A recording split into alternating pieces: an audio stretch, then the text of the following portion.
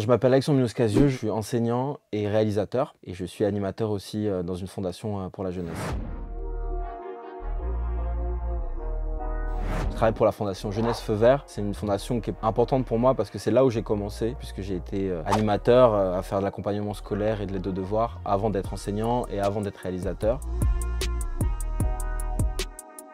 Moi, il faut savoir que j'ai grandi à Paris et j'étais pas forcément un bon élève. Je suis parti vivre au Pérou 5 ans chez mon père. Le fait d'avoir pas été un bon élève fait qu'après, quand tu es enseignant, tu identifies bien les problématiques aussi de tes élèves. Quand j'étais en Amérique latine, du coup au Pérou, concrètement à Lima, qui se caractérise comme toutes les capitales latino-américaines avec des hauts degrés d'inégalité. Surtout quand tu viens de France, c'est tellement impactant pour toi qu'il y a un truc qui se crée en toi où tu veux essayer de mieux comprendre les inégalités et essayer de faire quelque chose.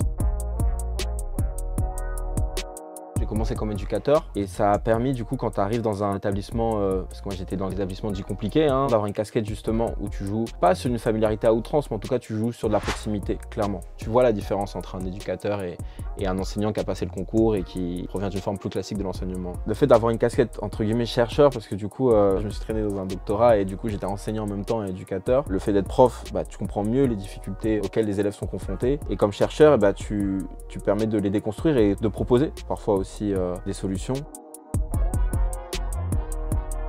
Moi, je suis rentré par la voix de Dylan Aïssi. Il a participé à une tribune qui est sortie dans Le Monde pour parler des lycées professionnels et essayer de les revaloriser.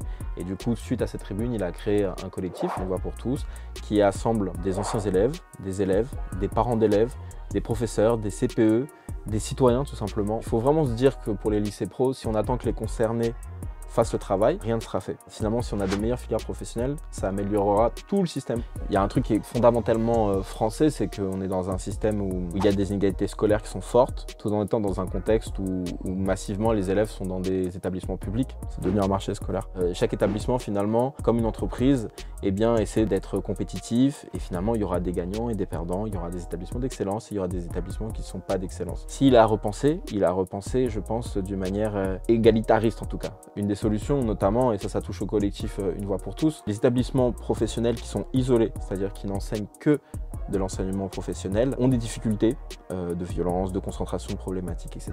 Lorsqu'un lycée professionnel est intégré à un lycée polyvalent, qui fait du coup général, techno et pro, on voit que ces problématiques-là parfois s'effacent. On développer ces établissements-là polyvalents afin de brasser aussi des publics qui sont différents.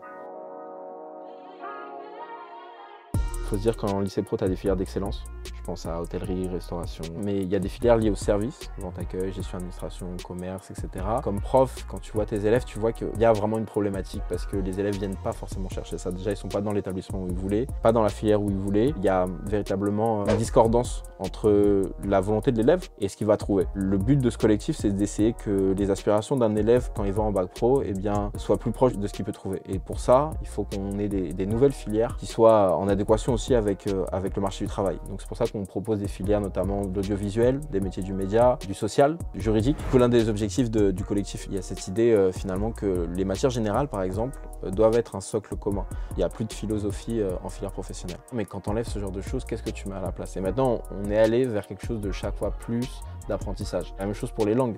Enfin, moi, je suis professeur d'espagnol. Est-ce qu'on peut véritablement penser qu'une heure par semaine, c'est véritablement utile? C'est essayer qu'on ait un socle de matière générale qui soit quand même commun à toutes les filières. Un des jeunes avec qui j'ai commencé cette aide de devoir, il s'appelle Yaya Cissé et on a fait un documentaire ensemble qui s'appelle Comme un loup, qui parle de la désorientation scolaire. Les profs tout le temps ils te forçaient pour que tu ailles en pro carrément. Ils te forçaient, ils disent ouais non ça c'est bien pour toi, c'est bien pour toi, mais non. Moi je sais ce que je veux faire. Il y a un proverbe qui dit sois un loup, sinon tu vas te faire manger par les loups. En 2016, effectivement, commence le tournage de Comme un loup. À ce moment-là, je suis pas prof, je suis animateur. Et il y a un seul garçon qui venait, c'était Yaya Cissé. Forcément, il était en ES, moi j'avais fait ES. Donc du coup, il y a un truc qui se fait. Juste prendre une caméra et commencer à tourner en fait, genre en immersion. Mais juste lui, dans son quotidien d'élève. Et donc le but, c'était vraiment que Yaya Cissé soit le protagoniste et qu'il l'écrive presque de ce documentaire. Donc pendant un an, on a compilé des images, des rushs. Et quand on a commencé à monter, on réalisait que ça parlait beaucoup de l'école. L'idée de désorientation scolaire, l'orientation subie, de toujours se mettre la pression. Comme un loup, le titre, c'est parce qu'effectivement, au sein d'une classe, au sein d'un établissement, les normes font que tu dois aussi penser à ta trajectoire. Tu dois être un battant, il y a cette idée que tu te feras bouffer, mais sans avoir cette vision trop non plus manichéenne. Comme Malou, ça m'a permis de le montrer à des élèves, d'alimenter les débats. Même à notre niveau, en tant que parents, en tant que citoyens, etc., on peut agir pour avoir un système qui est plus égalitaire.